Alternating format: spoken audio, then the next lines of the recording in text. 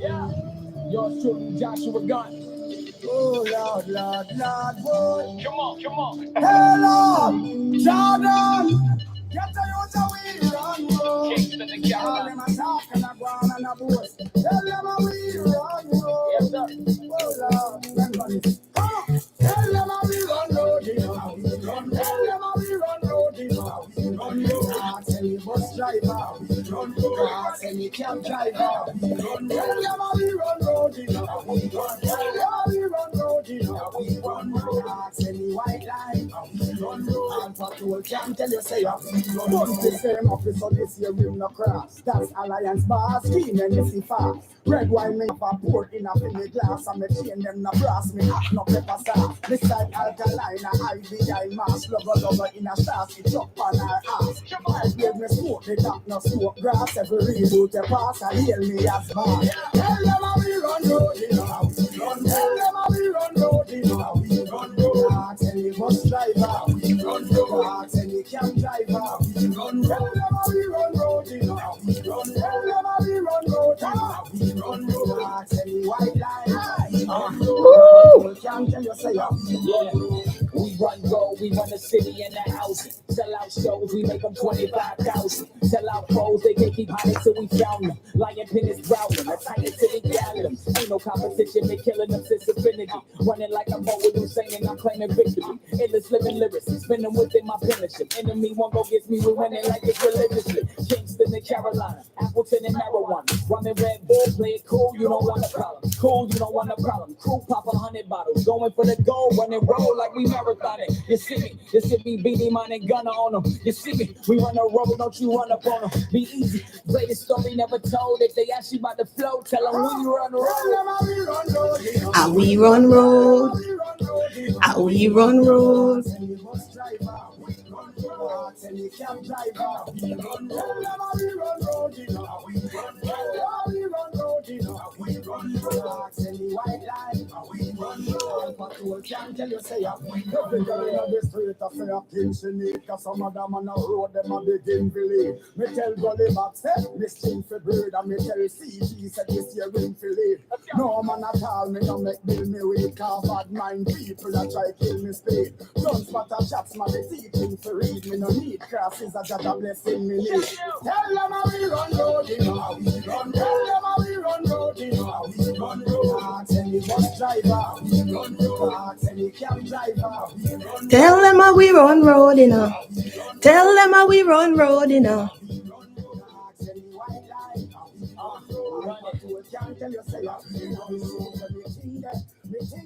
The thing there.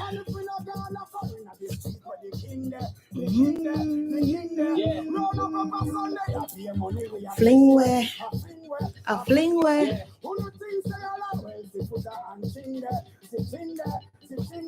Oh, la, la, la. Tell them how we run road, you know. Tell them how we run road, you know. I'm here to talk to the bosses today. Woo! Tell them how we run road, you know. Divine feminines enter the building. Yes. Yes. You go tell somebody to tell somebody to tell somebody to show up today. Big 1111.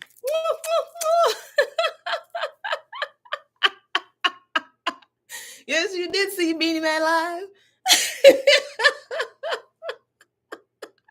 Yes, you did. I'm standing in for him right now. Channeling some Beanie Man.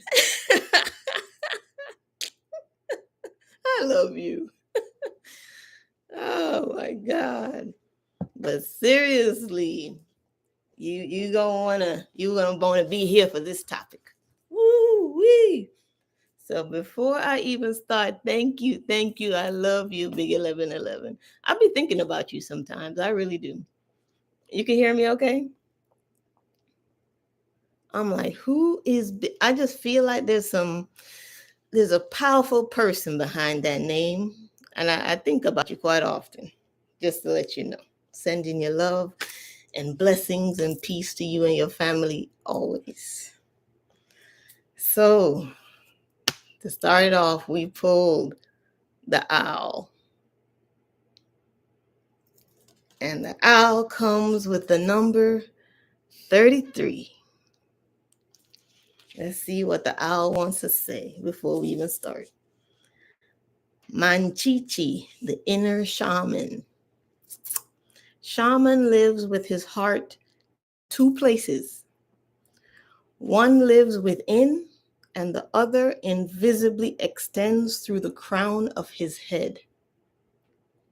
Resting high above his auric field, this dual heart energy connects you and owl to your spirit world and ancestors of light. Shaman's heart blesses you today in accepting that you are your greatest healer. Shaman's heart blesses you today in accepting that you are your greatest healer. When owl comes calling, it is time to tap into and trust your innate wisdom. Listen to the sound of a drum, rhythmically in tune with the beat of your own heart. Release the ego mind and become one with your true self. All of your answers live within you. Today is the day to embrace a nature walk. Let loose with a tribal dance, or perhaps seek out a fellow healer to share in light work together. That's nice. It's talking about connecting. And I was interested to see what this said because I wanted to see if it lined up with the topic I have today of divination. And I think it does. The idea of extending your energy beyond yourself, up through your crown chakra, to connect with the world that everything else is connected to. And the best way to do that is through divination. And that's what we're going to talk about today. Yes, yes, yes, yes, yes. But before we start, I hope you're taking care of yourself, right? I hope you are enjoying life, letting the old skin shed since it's the year of the snake, right? I can tell you that physically you're going to probably start feeling different. The world's going to start feeling very different to you. Probably can't even put your finger on it, but it will start to feel different, especially when you go into familiar places. Something is going to be different there. And the biggest thing that's going to be different there is you, because you are not the same anymore. You're not. You're a different being now. And you're going to perceive the world differently through different abilities and different gifts and different senses. So as we start to shed old layers of ourselves and new skin forms, it's sensitive initially. So you might start getting headaches, sensitive to light and sound. You need more sleep. Your diet fluctuating. That is kind of typical with the diet fluctuating, but the sensitivities to light and sound might increase. And the reason it's increasing is because your senses are expanding. So you're sensing more light, more sound, more frequency. You are able to pick up. So you might even find that your electronics in your house, they start to sound really loud. The fridge sounds loud. The TV, you can hear the zinging. You can hear the electricity in the sockets. You start to hear everything around you. It's a natural process to evolving. It's a natural process to growing into your spiritual self. But it's best experienced if you were actually out in nature. Because when your spirit expands in nature, you're able to connect with nature in a very different way. But if you're stuck in the house and your spirit is trying to expand, you're just expanding into the frequency that's within the walls. So that's all the electronics and the white noise of all the buzzing things in your home. So you're kind of meant to expand in that energy outside. So if you're able to spend more time outside, When you're feeling very sensitive to noise and sound and people, it will be a great way to kind of flex your spiritual wings, right? It's outside the home, even if it's for a walk. And even if it's cold and if it's still snowing, you got to keep moving. So bundle up and just go for a brisk walk. Okay, just get outside. You just stand on your porch for a little bit, take some deep breaths, just any place to let your energy breathe and expand the way it's trying to, because it's kind of like my guys are saying, like when you buy a new phone and you need to charge it, and they tell you to charge it to 100% before you use it, right? Because the idea is if you start using it at only 50%, the battery is always going to just max out at 50%. You see what I'm saying? So we are human batteries that are powering up to different levels. So you want to make sure you charge yourself to the max so that for the next wave of circumstances that are coming, you can function at maximum capacity. So to make sure your energy is fully charged, that's outside. That's the sounds of water and birds and nature. Okay? And the wind through the leaves. That's how you charge up to your 100%. When you're in the house all the time, you charge up to as far as your energy can expand, and the walls kind of keep that in. So you got to be outside so you can grow with this. All right. Good. You're still kicking it. I hope that made sense. Big 1111.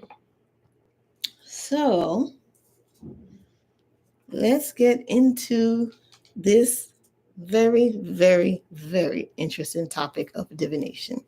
Now, divination to me is a way that we connect with nature, with spirit, with the energy that created everything in the universe. It's constantly there, it's constantly moving around us. It's full of information and data. It has past life memories, it has other life memories, it has dimensional memories, it has earth memories, it has healing, it has wisdom, it has knowing, it is intelligent, and it's all in, through, and around you. And divination to me is just a way to connect to that, okay? To connect to that energy and to gain the wisdom you need to move forward. That is the key, that's the guide, that is the book, that is the answer that has been with us all along. And all we've ever needed was the tools to tap into it. So divination is a way to offer you the tools to tap into that source energy so that you can have the answers you need to move through life smoothly.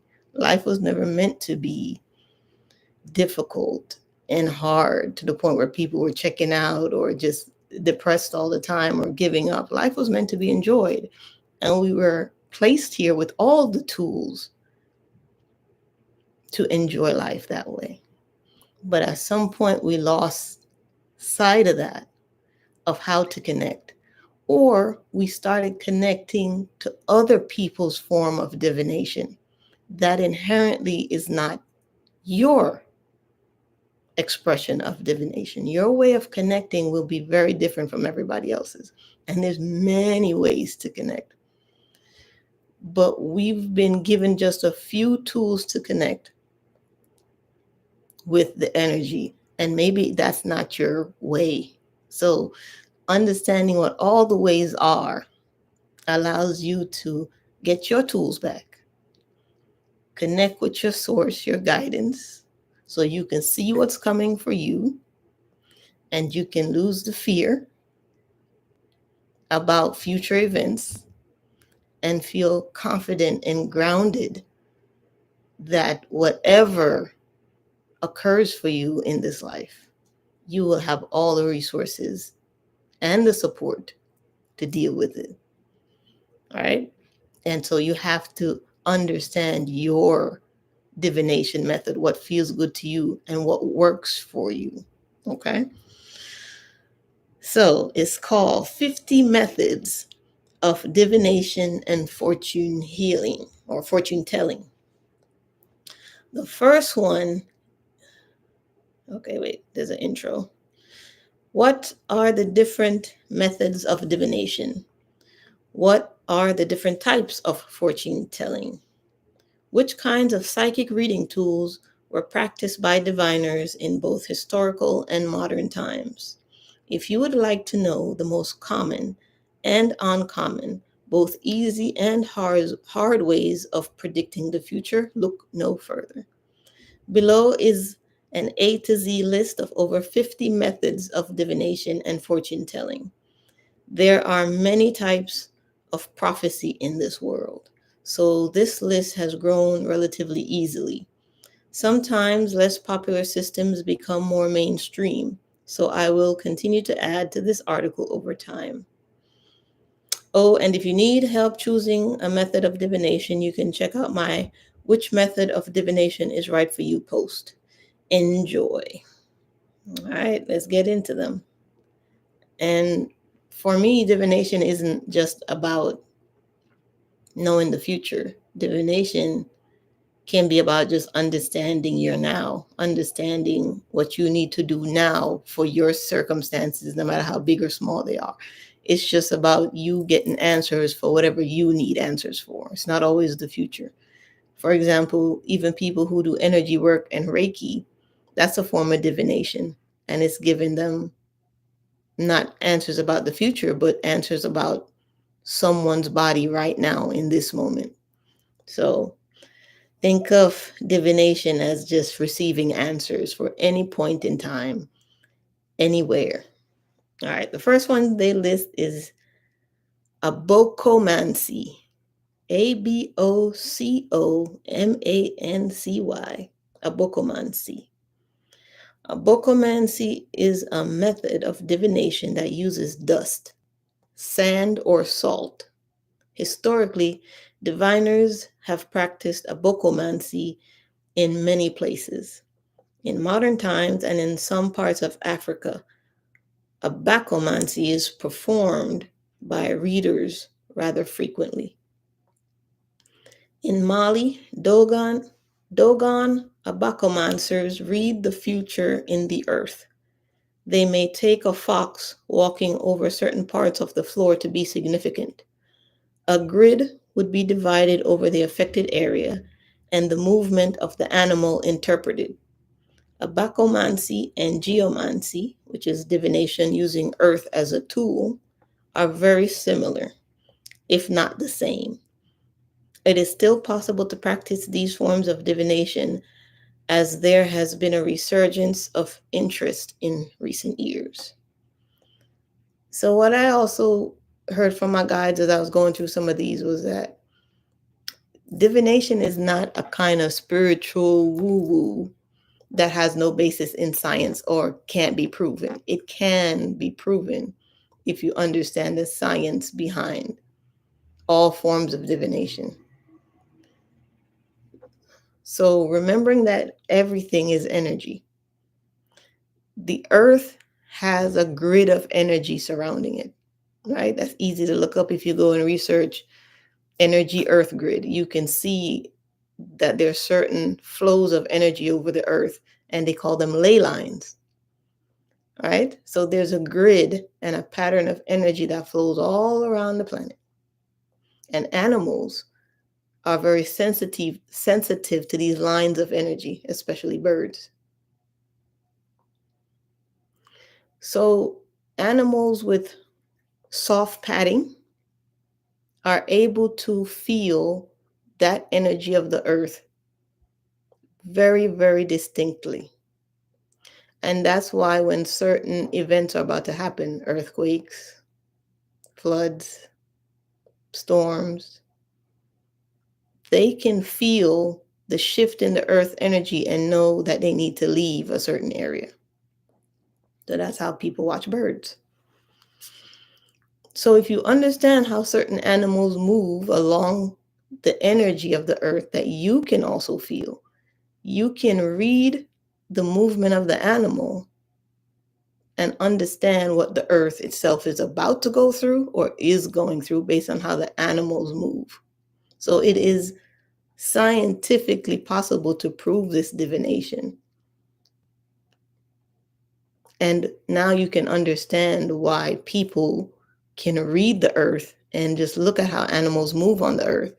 And it's actually real science. It's not just a kind of spiritual thing where you're just like, okay, they're the only ones that can do it. No, anyone can do this. If you understand the knowledge of energy and how it moves, you understand that divination is just a form of spiritual science. It's not separate from science. It's another form of science, of understanding the laws of the universe. Hey, Cynthia, how are you? Thanks for showing up. I appreciate you. We're talking about divination and connecting to spirit and understanding that side of us and the very magical way that we can connect and get answers from the universe and nature. All right. The second one, aeromancy. Aeromancy is fortune telling using the weather. Aeromancy can be practiced using thunder, lightning, rain, wind, whichever you choose. It is highly personal and requires no special equipment. So fortune telling based on the weather. Some of you guys know how to read the weather without even having to go to any school. You have to understand something. Every school of thought, okay, what they call the people who do the weather. I don't know their the title they have for going to school for that. But every single title for a subject or career field that you can gain in college is something that some human being has done naturally before. And then they put an understanding and a subject around the natural ability we have. So you're not just able to go to school to learn this thing. This thing is a natural part of who you are as a human being. And then the school put a subject around your ability. You see what I'm saying? The ability is given at birth. And after studying humans for so long, they put a subject around your ability and then they call it something. And then they say, now you have to go to school to learn it. No, you can learn this on your own, especially if it's just a natural ability within you. So some of you have the ability to tell the future or even the now by observing the weather, by observing lightning, rain, wind, and thunder. And this is why the gods and goddesses, they always portray them with these abilities to control these things, because it's a story to remind you of what you're capable of. The stories of gods and goddesses is not something external from you where you're like, okay, those people back then had those abilities. No, they were created to remind you of your ability. So of all the gods and goddesses that can control anything, they were created to remind you of what you're capable of. That's why they put them in human form, to show you that this is a human ability. And it was never meant to be seen as, okay, let's worship this person. No, it's to worship the ability within you. They're just showing you that it is. I'm reflecting to you your ability. So it's not to worship the gods and the goddesses for the ability they have. It's to understand that they're showing you what you're capable of, if that makes sense. All right, next. Yeah, so true. Thanks, Cynthia. Thank you. Next is a pantomancy. A pantomancy is divination using things you come across by chance, usually animals. In general, you would interpret the things you see as being a sign from the spirits, the universe, God, or goddesses. Many beliefs about what certain symbols mean have made their way into mainstream consciousness. For example, if you believe that black cats crossing your path is bad luck, you have practiced apantomancy. However, the meaning of signs and symbols are usually personal. Apantomancy requires no special equipment and can increase your psychic development. You can learn more about apantomancy divination on this website, and I'll put it in the description below. So that's apantomancy. So if you've ever seen a black cat or an owl, I remember when I was younger, we had the kitchen door open and it was at night, and this big white owl just flew in through the door and landed I think it was like on a chair in the kitchen. And when I tell you, my mom freaked out. And it's one of those freak outs where she put the broom in my hand and pushed me towards the owl. That was my mom. She give me the broom and push me towards the owl to tell me to get it out. But I just stood there and I just looked at it, and it was just staring into my soul. You ever had that? Like an animal just look at you and just stare into your soul? And it stared, and I had the broom and I just froze. And I thought my mom was screaming in the back, and then she just kind of zoned out, and we were just locking eyes. And I just couldn't hit it. I couldn't try to scare it. I just stood there like frozen. And then it just kind of did a turn of its head, kind of scanned the room, and then it just flew right back out the way it came. And in that moment, you just know something's different when certain animals show up and just force you to pause. There's something I feel like animals do when they show up and they give you a moment of pause, right? And I think that's why we feel so special about those moments, because it really is a moment where everything else is just, you're not even thinking about it, and you're just in a moment of pause, either admiring or fearful or whatever it is, but it forces you to stop and to just feel everything you're feeling in that moment. All right. Next, arithmancy and numerology. Now, this is very popular now. Very popular, these ones. Okay, hold on. Let me move some of this stuff out the way. And let's get down with the get down. Okay, most types of divination that use numbers are, hold on, let me wipe my memory tears. You ever do that? You just start remembering stuff, you cry laugh. I do that a lot. We do that a lot in my family. We laugh and cry at the same time.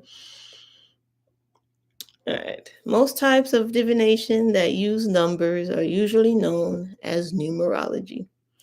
Technically, numerology is when you assign spiritual significance to numbers, and arithmancy is when you analyze those numbers. However, when people talk about number divination, they usually refer to it as numerology. The Assyrians, Babylonians, and Greek systems are known as gematria or isopsy. Okay, hold on. Isopsy. So gematria or isopsy. Arithmancy and numerology are relatively easy to practice and learn because they are still prevalent in modern times across the world. If you want to practice number divination, you can find out more about it on this website under arithmancy and numerology. So numerology is when you assign spiritual meaning to a number. And the arithmancy is when you analyze those numbers. So how many of us do that naturally when we see one, two, three, four on the clock, and we feel like it means something, or a particular sequence of birthdays. So if you're that person that you're always interested and you always see the sequence of numbers, numerology might be a form of your divination, the way you connect and understand the universe. Next, we have astrology. Astrology is divination using the movement of the planets and stars. Of all the methods and forms of fortune telling, astrology is the most famous and probably the most widely practiced. Astrology dates to at least 2000 BC, most likely earlier. The Mayans, Indians, Chinese all have had their systems of astrology. The modern system of Western astrology has its roots in Mesopotamia. If you want to master astrology, the first thing to learn is the meanings of the planets. Once you have done this, you learn about the signs of the zodiac and then the houses. Finally, you can eat up more advanced stuff like aspects, squares, etc. It is relatively easy to become an astrologer. There are plenty of books, courses, online resources. You can even track the movement of planets on the internet. You can access your birth chart in seconds using an online calculator and begin to predict your future. Now, they say here it's relatively easy to become an astrologer. I don't know if I believe that. When it comes to astrology, there's a lot to learn. A lot to learn. And I don't know if I believe it's easy. I think it's easy if you just naturally gravitate towards it. And I think if you naturally gravitate towards astrology and you feel like you got it down pat, challenge yourself to explore astrology from other cultures. Because if astrology is your way of understanding the universe, then you want to put all the pieces together. So delve into the Chinese astrology, the Indian astrology, astrology from the first peoples who ever even thought about it. Incorporate all the knowledge and the wisdom from it so that you kind of can really flex your astrological powers and understanding to a deeper level. Mama introduced you to a new friend. Yes, she did. And she's still trying to do it. She still tries to do that, Cynthia.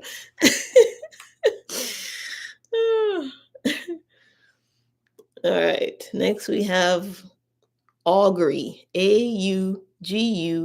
Augury. Augury is the practice of divining the future based on the movement of the birds. Yeah, we talked about that. Birds have been given special status by humans throughout history, possibly because many cultures have believed that birds are messengers of the gods. Therefore, because they fly between our world and heaven, they should know things which man does not. There are several methods of augury. One form of augury involves birds in flight. Diviners would watch the way birds were flying and interpret their movements, interaction, speed, etc. Another type of augury consists of interpreting the actions of birds on the ground. A diviner would ask a question, throw some corn, and interpret the way the birds eat. As time progressed, diviners would lay feed in an alphabet and record the letters that the birds pecked, kind of like an ancient form of Ouija, like the Ouija board. So you create letters out of the feed and then take notice of which letters the birds eat first. Interesting.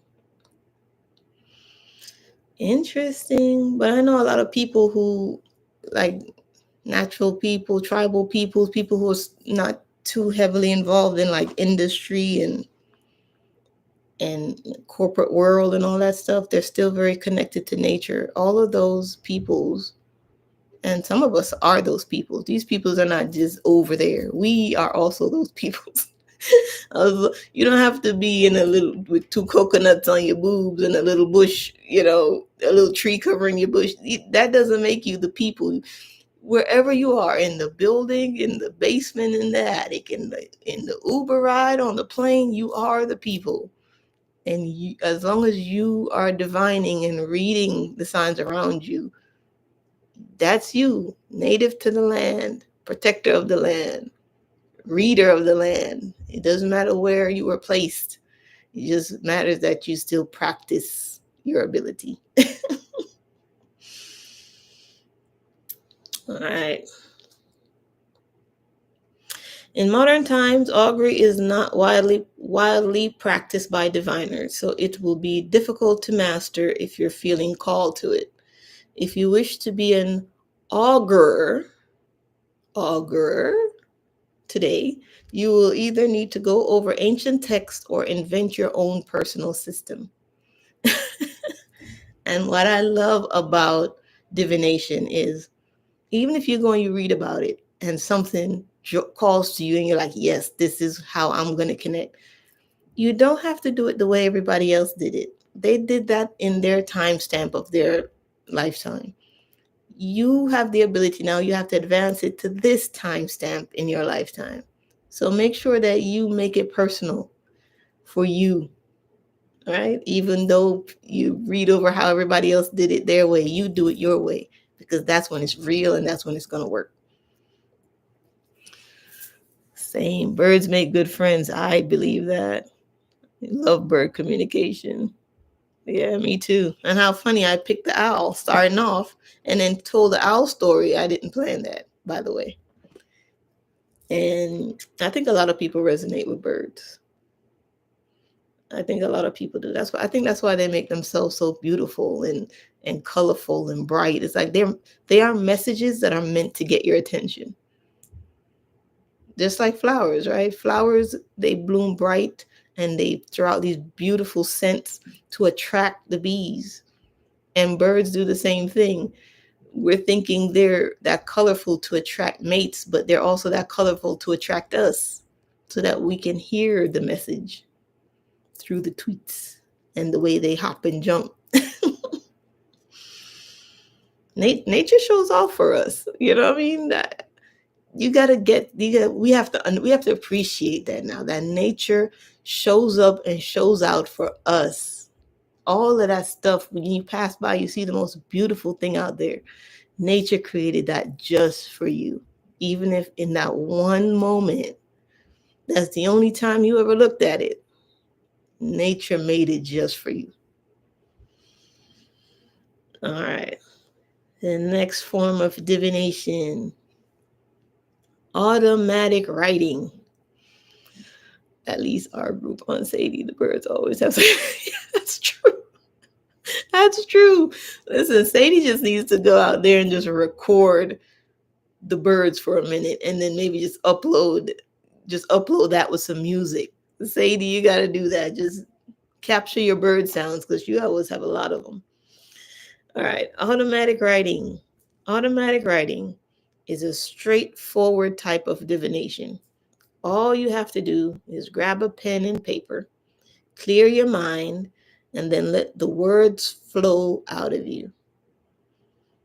Some practitioners claim that during automatic writing, they channel messages from spirits, their true selves, and even otherworldly beings. There is much information available on automatic writing, and it doesn't take any special tools to get started other than paper and pen.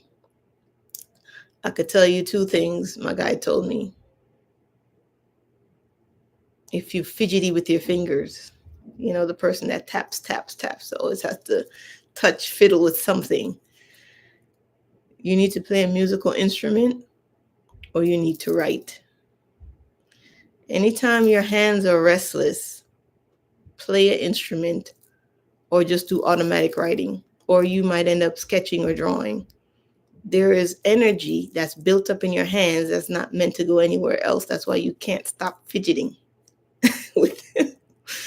And yes, they create these little things for people to fidget with.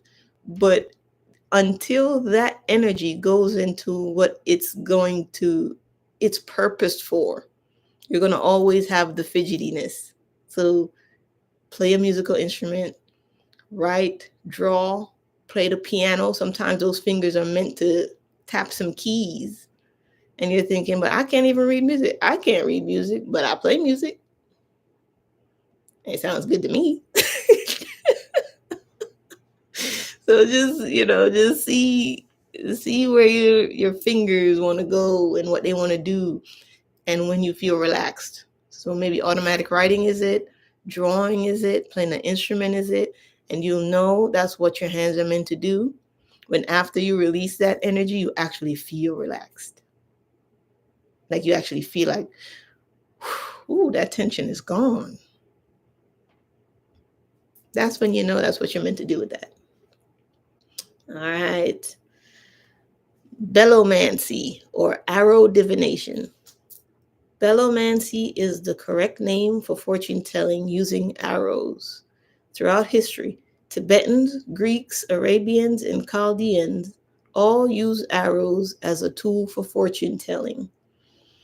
There are a couple of ways ancient man predicted the future using arrows.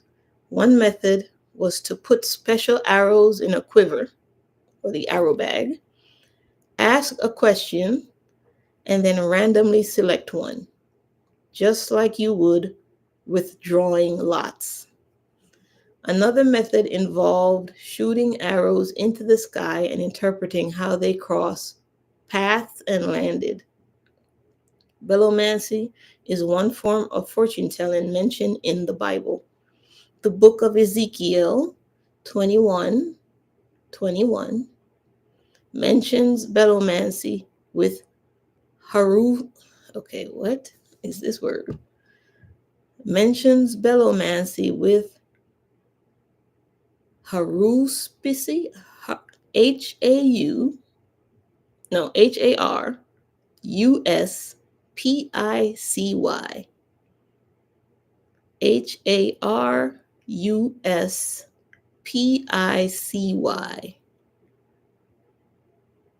Haruspicy. Haruspicy? Haruspicy. Okay, I'm just going to go with that. The book of Ezekiel 21:21 mentions bellomancy with haruspicy and possibly teraphim. Unless you can obtain a bow and arrow, bellomancy is challenging to practice nowadays. However, it is not impossible. Bellomancy was frequently discussed by the Greeks in their texts, so if you're willing to do some research, you could become a bellomancer. That's an interesting one.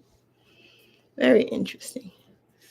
Okay, the next one for my people who are religious, who probably feel that this stuff is just all from the devil. Ah, wait, there's one for you too. This one is called bibliomancy. Bibliomancy is divination using books. To practice bibliomancy, all that you must do is ask for guidance, open a book, and read whichever page or paragraph you feel drawn to. This is your message. Typically, you would use a religious or spiritual book such as the Bible or even the Egyptian Book of the Dead.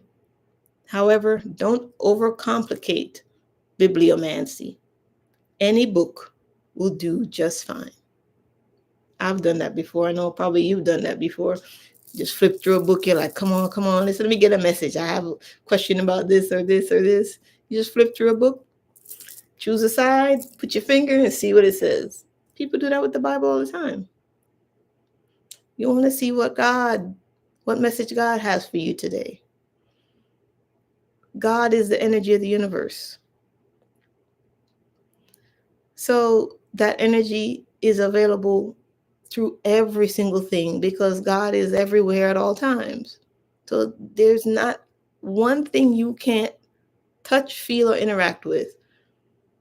that the energy of creation is not present in. So it's not only in the Bible, and it's not only in religious texts, because you have to remember the world existed long before those books were made.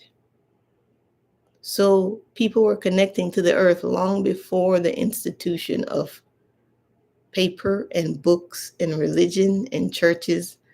And if someone still connects to the way before those things, it doesn't mean what they're practicing is now evil. What they're actually practicing is the most original and direct form of communication with the universe. And as long as you do something that works for you, that's all that matters. Because I think it's the it's the worst thing in the world to see someone who is super religious but they're never happy. You ever met that person? They're super religious. They will beat you with the Bible. And it's the only book to read, and it's only God and nothing else, but they're not happy. I tell you this, whenever you are doing the divination that is yours, that is for you, that's going to give you answers, you going to walk with joy. Okay? And you don't have to tell anybody about the God or the goddess you serve. They're going to see it in your face. They're going to hear it in your voice. They're going to feel it in your presence. I don't have to tell you about my goddess. You're going to feel my goddess through me. And then you're going to be like, what's that? I need to get some. And then I'm going to say, find your divination. All right. The next one, bone reading or osteomancy. Osteomancy, aka bone reading divination, has seen a massive surge of interest in recent years thanks to the internet and an increased interest in ATRs, which is African traditional religions. Perhaps one of the most ancient forms of divination to include the use of tools, bone casting has been around for thousands of years. It has been practiced in Asia, Africa, the Americas, and everywhere in between. The symbolism of each piece of bone used is dependent on the culture of the diviner and the traditions which they follow. As bone reading is becoming popular, more and more teaching blogs and articles are springing up online, making the art easier to learn than it has been in recent years. Now, if you're out there and you're like, I don't know about working with no bones, that sounds kind of devilish.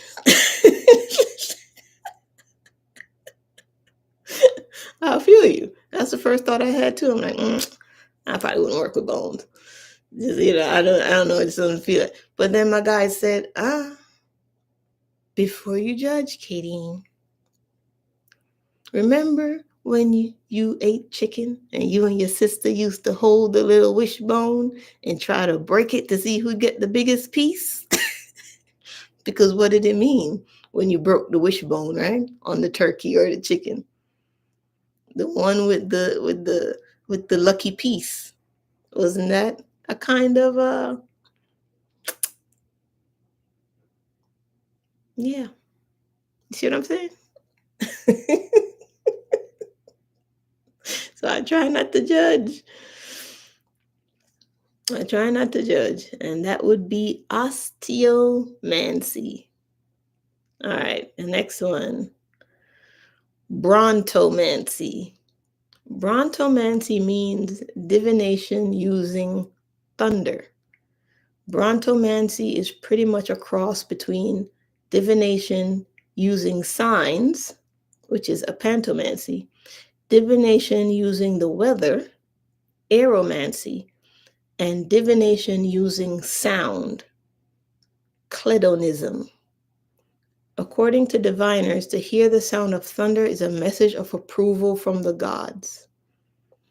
especially if you are drawn to a stormy night and you maybe ask a question and then see if the thunder answers you.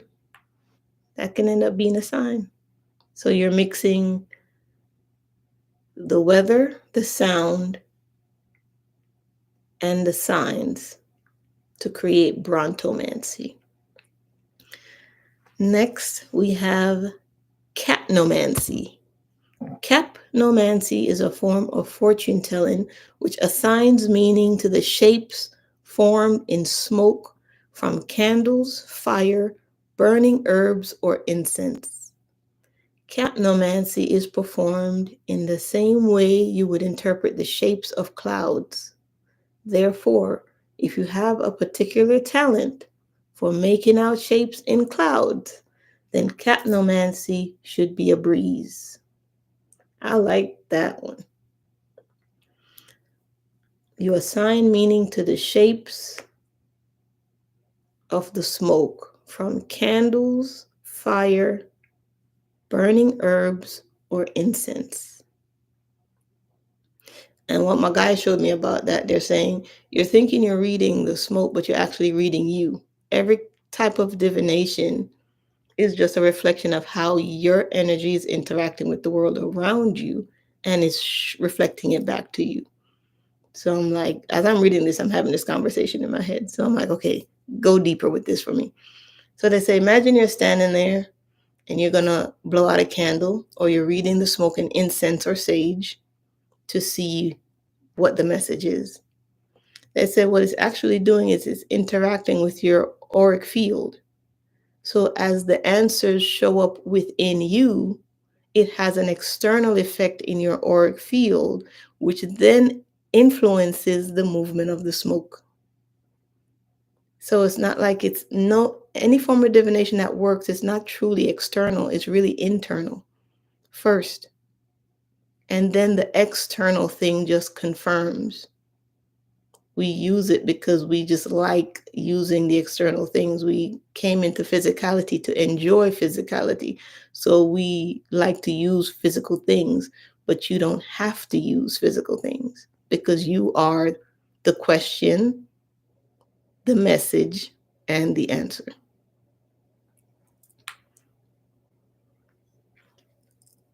Remember that. Remember that. Bookmark that one. I'm talking to myself. Okay. Next, we have casting. Similar to osteomancy or bone reading, casting involves throwing charms and interpreting how they land in relation to each other and or reading how they fall on a divination board. Technically, osteomancy can be called casting, but casting cannot be called osteomancy unless bones are used. Casting charms can be made up of casting charms that have been created specifically for this purpose, such as the Magpie Oracle, or you can create your own set using keys, thimbles, nuts, seeds, bone, or anything else you find. You can go all out and buy 9-carat gold charms, or you can wait until charms make their way to you in the form of lucky finds. When you're out walking, it is really up to you. So I go to walk at the lake a lot, and every time I walk around the lake, I find something. I found it was a little charm. It's a silver snake. I found it near a bridge. This was about at least a month or two ago. I was walking with somebody and we found that it was just this little coiled silver snake with little like little gems in the eyes. And I usually pass up stuff like that, but something was like, no, bring this one home. So like if you're walking around and you find little things, a button, a little rocket, and you're just someone that these things call to you, those might be your charms. Those might be the things you give meaning to. You shake them up and cast them and see what the universe is trying to tell you based on where they land. All right. Next, think I'm going to go for probably about another 6 minutes, and then we pick up on maybe a part two of this. All right. Next, we have ceromancy. Ceromancy. Ceromancy is divination using the shapes formed from the melted wax of a candle and is essentially a type of candle divination. The easiest way to practice ceromancy is to solidify the wax with water. Ceromancy is rather simple to get the hang of. Basically, you just need to ask your question, then light a colored candle. Wait a few hours for the wax to gather. Next, fill a bowl of cold water. Then slowly pour the candle wax into the water. Give the wax a couple of minutes to fully harden. Then take it out and interpret its shape in relation to your question. And that would actually make sense if you understand how water can respond to energy. I think it was Dr. Emoto, the guy who made the breakthrough understanding of how our vibrations and our energy and our thoughts can affect water to either make it healthy or not healthy based on how it affects the cells in the water. That if you spoke positively and felt positively towards the water, the cells were beautifully shaped. And if you projected negativity towards it, it became dark and ugly and misformed. So to work with water in any sense is an easy way to put your energetic intention into it so that you can get an answer. So working with candle wax and water, it makes sense scientifically how that can actually give you answers from the universe, because it's already been proven scientifically that water is affected by intention and thoughts. So that's another way that this is not woo-woo, it's real science. Next, we have chirognomy. Chirognomy. Chirognomy is a form of hand divination. Chirognomy is the practice of reading someone's personality based on their hand shape, fingers, etc. As there are many readers who prefer to practice a more holistic approach to reading, chirognomy is currently the most common form of palmistry. If you buy a modern palm reading book, you'll find that it will heavily focus on reading the shape of the hands and fingers, not the lines. Therefore, chirognomy is very easy to master. So it's a kind of palmistry where you look at the lines of the fingers, the palm, the shape of the hand, and you can tell a lot about someone and their future, which makes sense to me, because if we are still reflections of the energy that made the universe, then the energy of what's to come would be in our hands or our hair or our skin or our eyes, because we carry it with us. So it makes sense to me. All right. 58, think I'm going to do one more, and then we'll probably end up doing a part two. Whoever is still with me, thank you for rocking with me. I appreciate you. Next, we have Cladonism. Cladonism is when you take things that you hear to be consistent or to be significant. For example, while writing this post, I heard the words fortune telling on TV and took this as a divine sign that I'm on the right path with this post. Cladonomancy should not be confused with so-called clear hearing or clairaudience. If you're clairaudient, you have the ability to hear spirit using your psychic senses. By contrast, a cladonomancer will hear things in real life. So, clairaudience is the ability to hear spirit through your psychic senses. But a cladonomancer will hear things in real life, such as words spoken by people, something on TV, or a significant song that will come on the radio during a crisis. That makes sense. Cladonism is in a class with apantomancy in that it can be a form of seeing and hearing signs from gods and the spirits. Cladonism was popular among the ancient Greeks.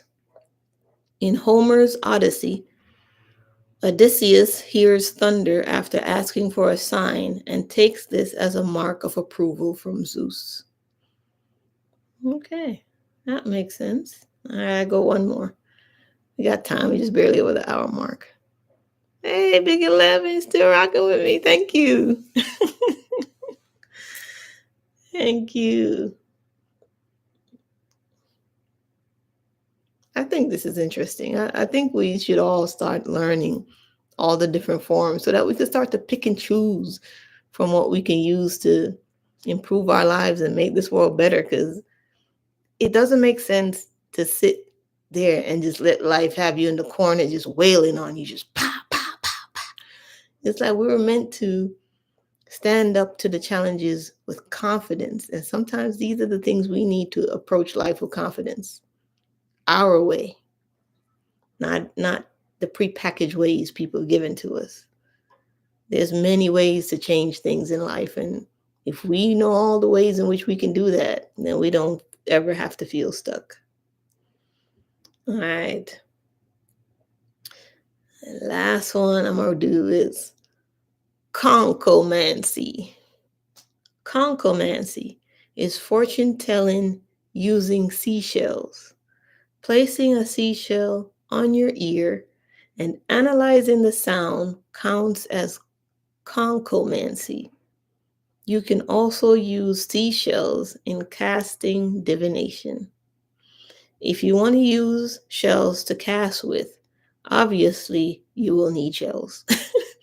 You will then assign special meaning to each shell based on its type, color, etc., and then cast and interpret them as you would casting charms.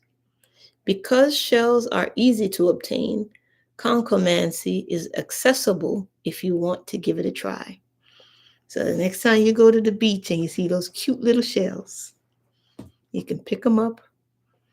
You can say, this one means yes, this one means no. You know, whatever meaning you want to give to it. Shake them up, shake them up, shake them up. Toss them. Or just, some people, another form that I see people do sometimes is, I do this sometimes. I'll put little pieces of paper with yes, no, things I want answers to. I'll show it to you. Hold on. So I keep a little hand. This is made out of lapis lazuli. This little hand. And in it are these little pieces of paper with answers to questions I'm going to ask. So what I'll do is I'll ask a question. I only have three pieces of paper. And I'll ask a question. Was this a good time to do a live? And I'll shake them out. I shake out two, and I only have one left. So I'll do it like that to see what the answer is. No. So if I get a response like that, what I do next, if I'm like, okay, I'm not sure, I'll go again and I'll see what it says. So it just depends on what you want answered and what you want to work with. I know, right? The universe is like, no. All right, let's try it again. I'm going to do it again. If it says no again, then definitely was the right time to do it. All right, was this a good time to do a live? Was this a good time to do a live? One's out. All right. Here we got one left.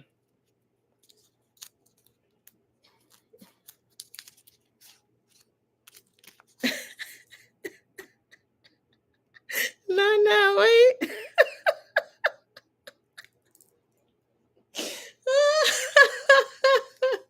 You know why?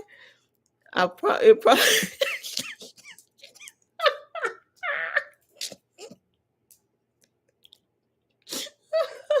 I'm glad I wore this scarf. Oh my god. You know what it was? I was questioning whether or not I should do this live because this time of day is noisy where I live. And I thought if I did it later, like when people were home, more people would show up on the live, and it's probably right. I probably should have shook these before I came on. But sometimes, yes, lapis does tell it straight out. Sometimes, I'll be in my house just me and spirit going at it because I'm like, I want a particular answer, but the answers is no, no, no, no. So yeah, this is the little hands I keep them in. So that's a little form of divination I use. And whatever you use, as long as it gives you the answers that work for you, as long as it brings you joy.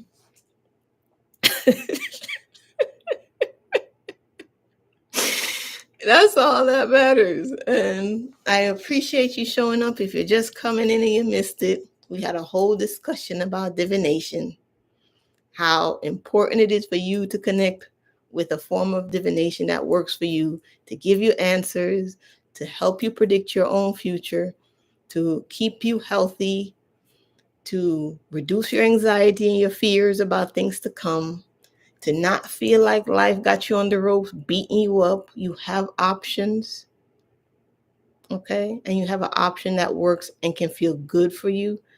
We just have to sometimes get out of our way of thinking that in order to progress in life, there's only one way and one route to do it. The God, the goddess I know would not have limited you to anything to fix your life. You have hundreds, thousands, millions of ways to reach success, to reach love, to reach divine understanding, to reach abundance.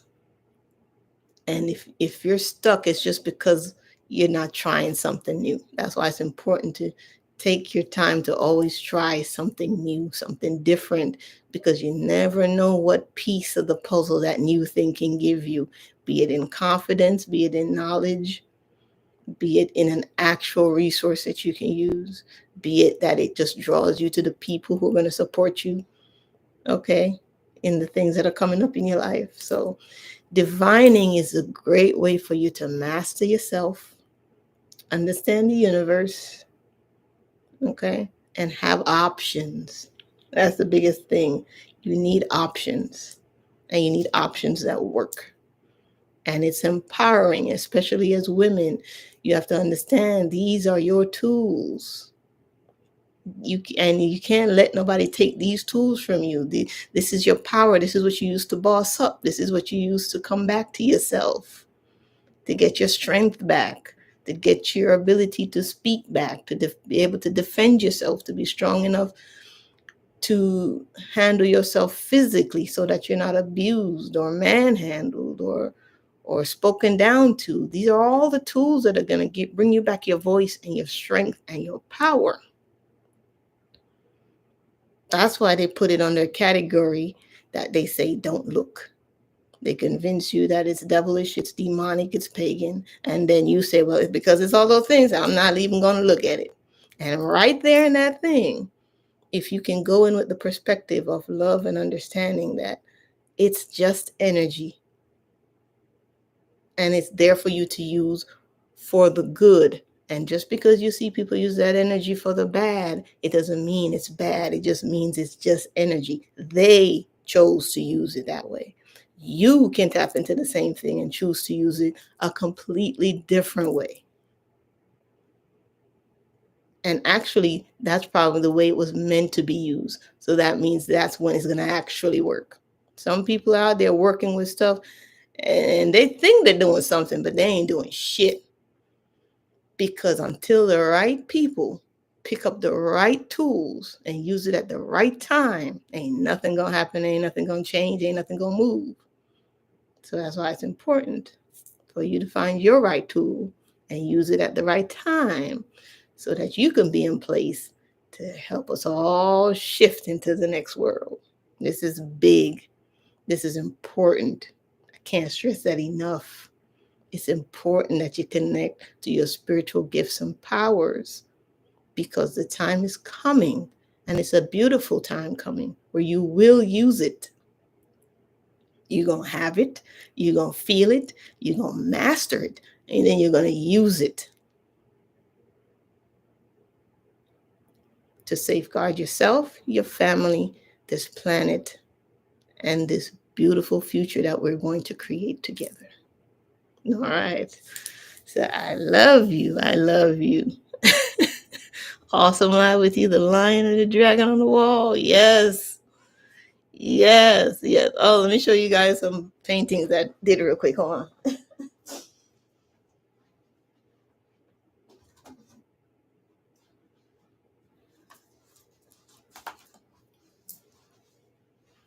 All right. So you've seen this one. You've probably seen this one I did.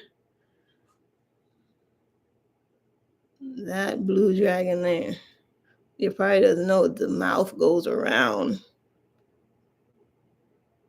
I always kind of do my paintings and put the paint off on the side. What you probably don't know is that all those specks right there, all of that, these specks, it glows in the dark. I used glow in the dark paint. So all of that part right there on the head, that's going to glow in the dark. I do that on a lot of my paintings for them to glow in the dark. This one you've seen probably already. I put that one in my community post. I call this one The Birth of Dado. And this was one stroke of the brush, right from the mouth here. One stroke of the brush all the way down, and I stopped right there in one smooth stroke. And then I made the tail. And then I went back in right here and made the hair. So, and then I did this one here. This is more of an abstract piece. This one I called The Great Return. It had good energy to me. It just feels good. Sometimes I just like to paint things that feel good.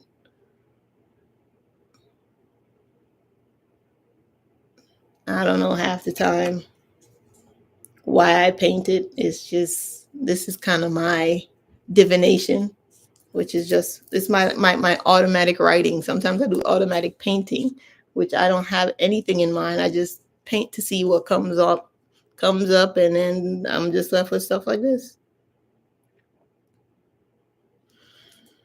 All right. I'll show you one more big piece.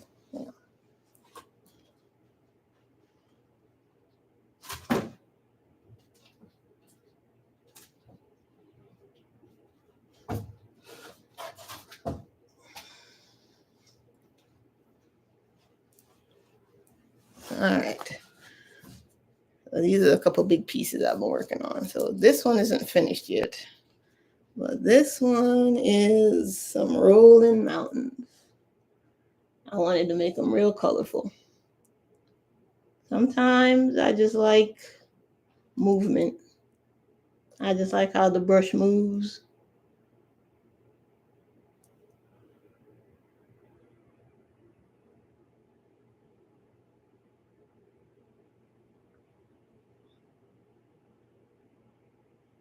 So that's that one. Sometimes I just like the way the brush moves, and whatever it wants to become, it just becomes. This one I just did brush movement too. So this is on a white canvas, and it was just continuous strokes of blue. I just left it like a pattern. So that one.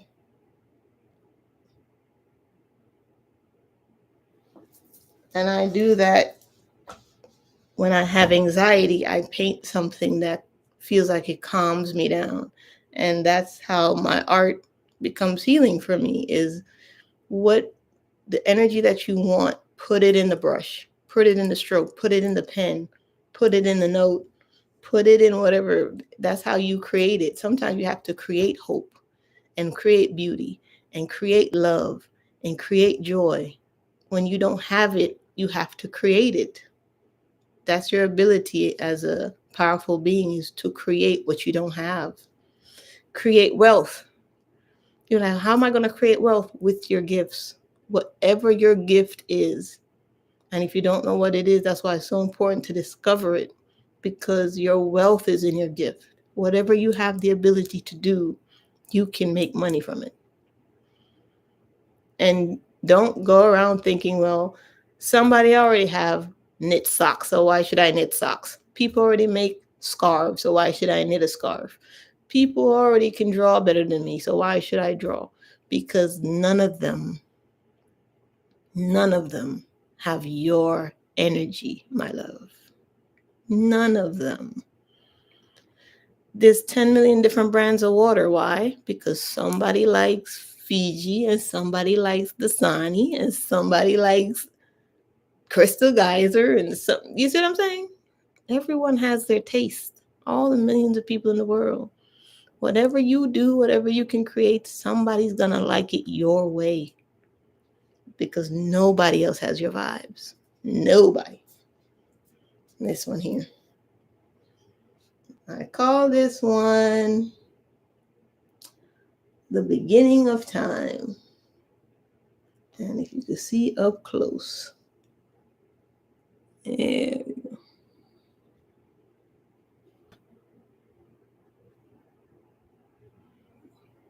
This one is pretty big.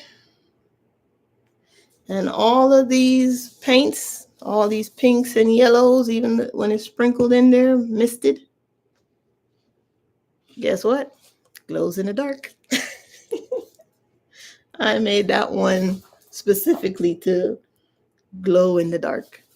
That's all those flecks of paint and bursts of paint on there. It glows in the dark. So I love creating like that. That's my form of divination, and I hope that you take the time to find yours, find your gifts, find your talents, and let's roll together into this beautiful future we're going to create. I will make a part 2 to this, because this thing said it's over 50. We're barely into the C's. I also found another site that listed over 100 forms of divination. So we might be on this for a minute, but that's okay. You're going to pick out the one that works for you. You're going to mix and match, and you're going to make some magic and rediscover your amazing, beautiful self. Thank you. I love you. Bye, everybody. Cynthia, Big 1111, whoever else is going to watching on the replay, whoever's watching right now. I love you. I appreciate you. I'll see you again for part 2. Bye.